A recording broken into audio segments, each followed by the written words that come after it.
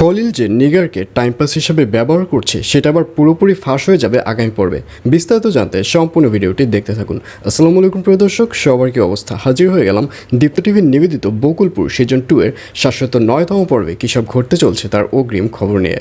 এই পর্বটিকেও মিস করবেন না, কারণ এই পর্বে আপনারা দেখতে পারবেন এবার গুলবাহারকে দেখা যাবে সে নিগারের কাছে চলে যাবে এবং নিগারের কাছে গিয়ে বলবে, শোনো, তুমি আমাকে হয়তো শত্রু ভাবছো, কিন্তু আমি তোমার একটা উপকার করতে চাচ্ছি।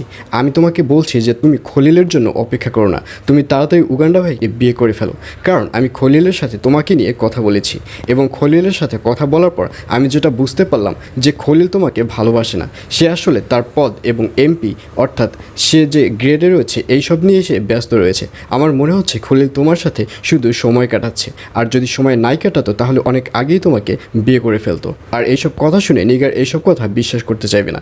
নিগার বলবে, তোমাকে আমার জ্ঞান দিতে হবে না, আমি খুব ভালো করেই জানি তুমি আমার এবং খলিলের মধ্যে একটা ফাটলের সৃষ্টি করবার জন্য এই ধরনের কথা বলছো। এই বলে নিগারকে দেখা যাবে সে ওখান থেকে চলে যাবে। আর অন্যদিকে গুড্ডি সাহেবকে দেখা যাবে সে এবার আব্বা চেয়ারম্যানের বাড়িতে যাবে এবং গুড্ডি সাহেবকে দেখে আব্বা চেয়ারম্যানের ওয়াইফ রেগে যাবে। সে বলবে, কী ব্যাপার, আপনি তো অনেক দিন পর এসেছেন, আসলে আপনি অনেক কারণে আমাদের সাথে দূরত্বের সৃষ্টি করছেন, এগুলো ঠিক নয়।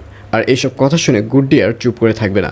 গুড্ডি বলবে, শোনেন, আপনার হাজব্যান্ড অর্থাৎ ভাইজান কিন্তু আমাকে খুন করতে চেয়েছে, আর আমাকে যেহেতু ভাইজান খুন করতে চেয়েছে সেহেতু এই পরিবারে আমার দূরত্বের সৃষ্টি করাটা কি স্বাভাবিক নয়?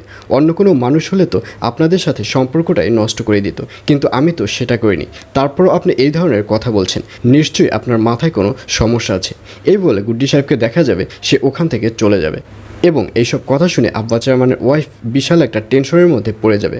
কারণ গত পর্বে আপনারা দেখতেই পেরেছেন আব্বা চেয়ারম্যানের ওয়াইফের সাথে যখন দিবার কথা হয় তখন দিবা আব্বা চেয়ারম্যানের ওয়াইফকে বলেছে যে তার মাথায় সমস্যা রয়েছে, তাকে একটা মানসিক ডক্টর দেখাতে বলেছে।